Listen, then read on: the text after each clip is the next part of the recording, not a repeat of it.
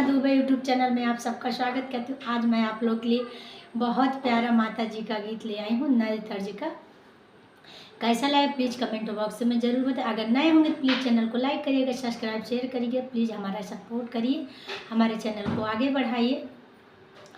दूजिया चांद के अंजोरिया नियन कोर गइलु हो, दूजिया चांद के अंजोरिया निस कोई गइलु हो।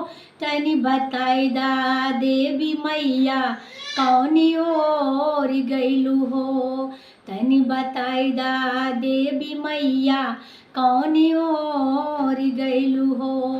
बेंदिया खरीदी के ले आइली, लरिया हाथे से लगैली। बेंदिया खरीदी के ले आइली, लरिया हाथे से लगैली।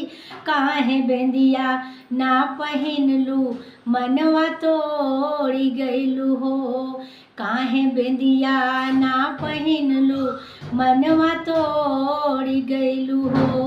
दूजिया चांद के अंजोरिया निस को गइलू हो, तनी बताई दा देवी मैया कौनी ओर गइलू हो।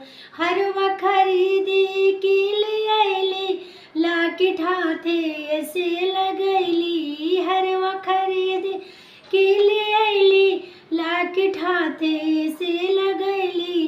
काहे हरवा ना पहिनलू, मनवा तोड़ी गइलू हो। काहे हरवा ना पहिनलू, मनवा तोड़ गइलू हो। दूजिया चांद के अंजोरिया निस को गइलू हो, तनी बताई दा देवी मैया कौनी ओर गइलू हो।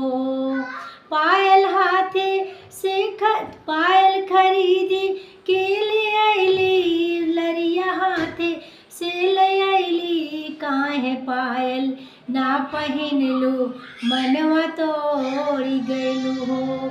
दूजिया चांदी के अंजोरिया निस कोई गइलू हो, तनी बताई दा देवी मैया कौनी ओर